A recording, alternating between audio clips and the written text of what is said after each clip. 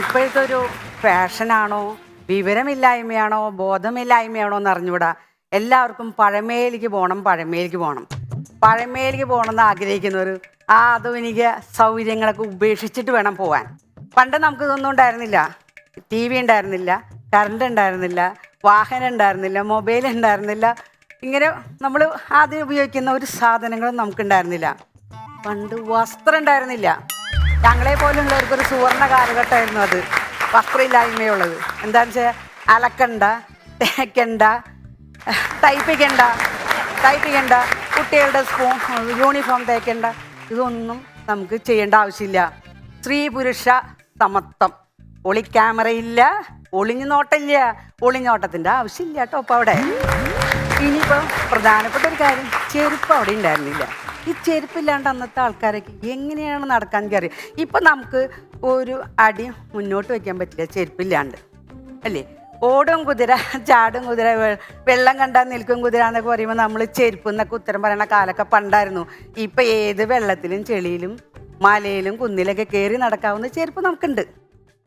ചെരുപ്പോ നല്ല ചെരുപ്പ്, ചെരുപ്പോ നല്ല ചെരുപ്പ്, മെതിയടി ചെരുപ്പ്, പാളച്ചെരുപ്പ്, പകൽ ചെരുപ്പ്, ചെരുപ്പോ നല്ല ചെരുപ്പ്.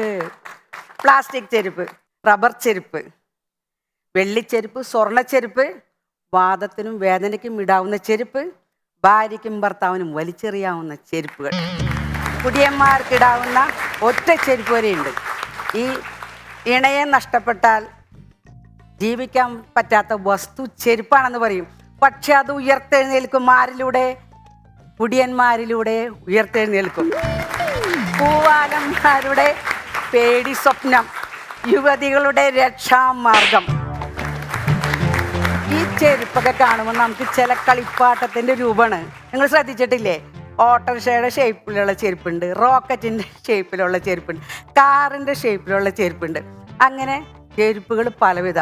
പഴയ കാലത്ത് ഇതിനെല്ലാത്തിനും കൂടെ ഒരു റബ്ബർ ചെരുപ്പാണ്. ഏത് കാര്യത്തിനും പോകണമെങ്കിൽ റബ്ബർ ചെരുപ്പ്. അത് മാക്സിമം നമ്മൾ യൂസ് ചെയ്യേണ്ടി വരും.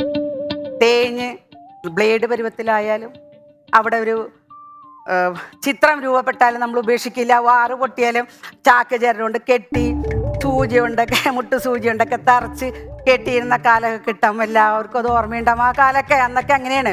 ഇന്നങ്ങനെയാണോ? ചെരുപ്പും ഒരു പോറൽ കണ്ട ആ ചെരുപ്പ് വീടിൻ്റെ പിന്നിലാണ്. പിന്നെ ഇപ്പോൾ ചെരുപ്പ് ഒരു മഹാസംഭവമാണ്. രാഷ്ട്രീയത്തിലും നല്ല പിടിപാടാണ് ഈ ചെരുപ്പ്. നോട്ടുമാല മാറി ചെരുപ്പ് മാല വന്ന് ഈ രാഷ്ട്രീയത്തിലൂടെയാണ്. ചെരുപ്പേർ എന്നൊരു കലാരൂപം ഉടലെടുത്തത് രാഷ്ട്രീയത്തിലൂടെയാണ്.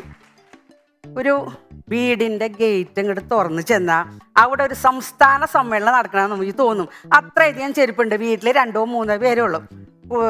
സ്കൂളിൽ പോവാൻ, ചന്തയ്ക്ക് പോവാൻ, പള്ളിയിൽ പോവാൻ, മുറ്റത്തുലാത്താൻ, എല്ലാത്തിനും വെവ്വേറെ ചെരുപ്പ്. ഇനി ഗേറ്റ് എങ്ങാനും തുറന്ന് കിടന്നാലോ പട്ടിക്ക് ജാഗ്രത, പട്ടിക്കൊരു വീക്ക്നെസ്സാ. അടുത്ത വീട്ടിലെ പട്ടി വന്ന് ഈ ചെരുപ്പങ്ങാനും എടുത്തുകൊണ്ടേ നമ്മളെങ്ങാനും ചോദിക്കാൻ ചെന്നാൽ അവിടുത്തെ പട്ടിയുടെയും ഉടമസ്ഥനെയും നിപ്പ് കണ്ട ഇത്രയും നല്ല ഉണ്ണികൾ വേറെ ഇല്ലയെന്ന് വിചാരിക്കും. തിരിച്ച് നമ്മളിങ്ങനെ വീട്ടിൽ വരുമ്പോൾ ഫ്ലൈങ് സോസ് പോലെ മതിലിൻ്റെ മുകളിൽ കൂടെ ചെരുപ്പുകൾ ഇങ്ങോട്ട് വന്ന് വീണ കാണാം. എൻ്റെ വീട്ടിലുണ്ടായിരുന്നു പോകണം. വീടിൻ്റെ അകത്തേക്ക് അങ്ങോട്ട് കടന്നു തന്നാലോ റാക്ക് നിറയെ ചെരുപ്പാ.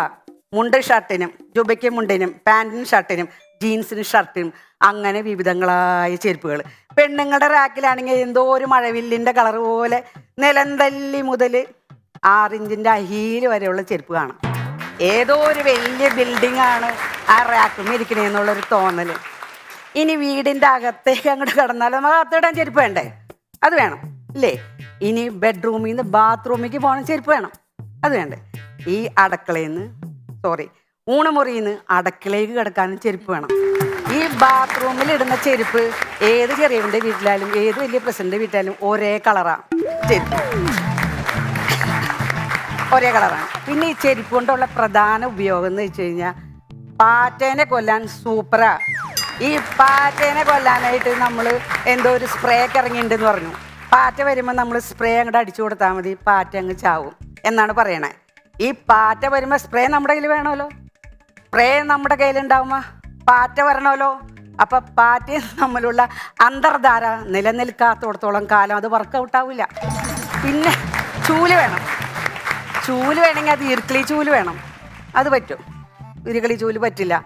എല്ലാവരുടെയും വീട്ടിൽ പുല്ലിന്റെ ചൂലാ.